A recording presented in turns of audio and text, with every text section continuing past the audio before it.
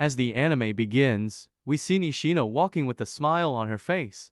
A student who admires her greets her good morning and she calmly replied back, good morning. She then stopped and approached Kageno-kun at the door entrance. She said, excuse me Kageno-kun. The boy replied back, what is it, Nishimura? But she replied that her name isn't Nishimura but Nishino. She shouted in a low tune, it ain't Nishitani, jerk. But Nishino, her name is Akane Nishino. After the school hours has ended, she prepared to head home. She picked up her phone to call her driver, but the driver's phone was ringing in the car without a response. But little did she know that her driver was been attacked by some men. Since her driver didn't pick up the call, she decided to walk home by herself. Kageno-kun was standing at the top of the building, observing her as she head home. As Nishino was walking home, she suddenly felt someone stalking her. She immediately looked but saw no one. She then exhales in relief. As she turned back she bumped into a huge man. The man looked at her with coldness shown on his face. Nishino began to run away from the stalker with fear. She then bumped into another stalker who caught her, then covered her nose with an handkerchief, which made her unconscious. Kageno-kun on the other end was standing and watching what was going on. After Nishino was kidnapped, Kageno-kun traced the kidnappers down to a warehouse. He then changed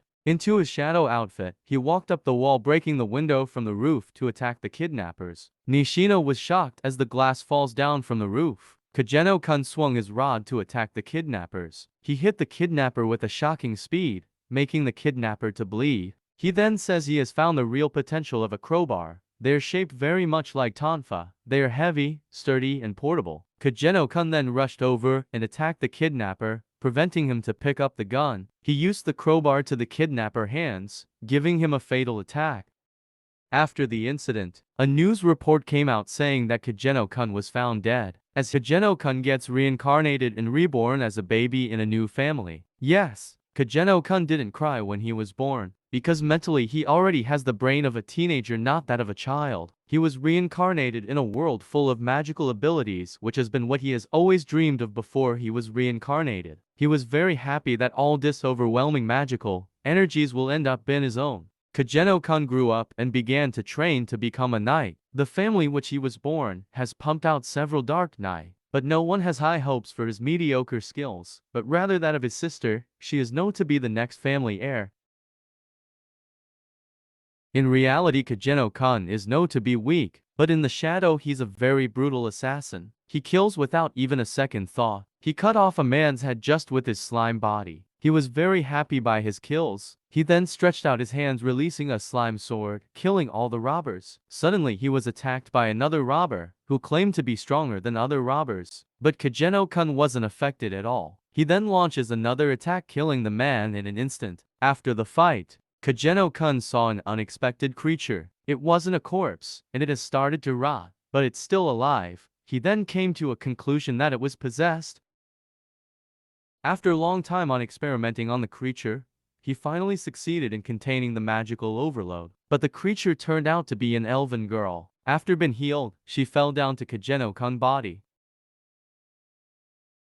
Kageno-kun telling the elf his intentions, which is to remain in the shadows to put an end to all evil schemes. He then tells the elven that his name is the Eminence in Shadow. The next day Kageno-kun was fencing with his sister. With his skill far surpassing his sister's, he can kill her within seconds. But rather he pretends to be weak in order to continue acting in the shadows. Same day his sister was kidnapped as she was preparing to go to the Knight Academy. Because she was suspected to be one of the hero's descendant, Kageno-kun saying that things aren't always easy with girls involved. Kageno-kun with his shadow assassin attacked the base where his sister is imprisoned. The assassin are 7 in numbers, and they were very powerful, killing anyone along their path. The men couldn't even make a move, and were killed instantly. The head of the base was also injured by them. He also took a pill from a bottle which immediately boosted his powers, creating an overwhelming burst of energy as he screams out loudly while containing the power outburst. He finally calmed down and attacked one of the 7 assassins, but he was outmatched. As he tries to escape he encountered Kageno-kun, but he was far from being his opponent. Kageno-kun telling him that his fighting has no finesse.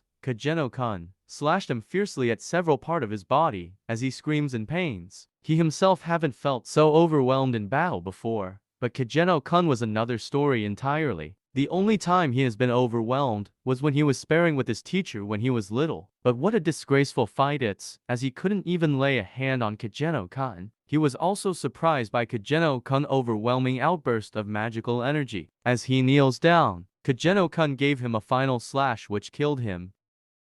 After Kageno-kun turned 16, he ended up going to the Night Academy, which his sister attended. Kageno-kun preparing for school, saying to himself that they literally treat him like a background character. For his first friends in school he chose the true-born die-in-the-wool background character Skell and Poe. As they boarded the train, they were talking about the penalty for the guy who scored worst in yesterday's test. The friend telling Kageno-kun to keep his promise if he fails. But the penalty for failing is to confess love to the most sought-after girl in school and suffer her brutal rejection. They told Kageno-kun not to get cold feet when his turn come, but he boldly replied that he trusts his confidence. But on his confession day, he was so scared that he was shaking in front of the girl. He couldn't even feel his legs at that moment. He finally bends down confessing his feelings to her, asking her with a shaky voice to be his girlfriend, with hopes of being rejected. But to his surprise she accepted his proposal.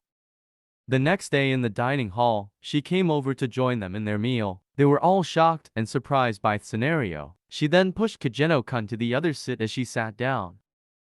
She invites Kageno-kun to join the Royal Fencing Clubs. Kageno-kun bowed down, introducing himself to the club members. While admiring the instructor, Kageno-kun and his false girlfriend began to spar. Kageno-kun saying to himself that he thought she was just matching her level with his. But in reality, the goal of the practice is to review their strokes and counter strokes. After their spar, the instructor was talking to Alexia about her decisions of choosing Kageno-kun as her boyfriend. But Alexia replied with yes answer. As they were all headed home, Kageno-kun later found out that the reason why she accepted a loser like him as a boyfriend was because of her marriage engagement to the instructor. In order to shun Kageno-kun whiny, she puts hands in her pocket and brought out a gold coin. Throwing it at Kageno-kun, Kageno-kun slowly looked at the gold coin as it landed on the ground.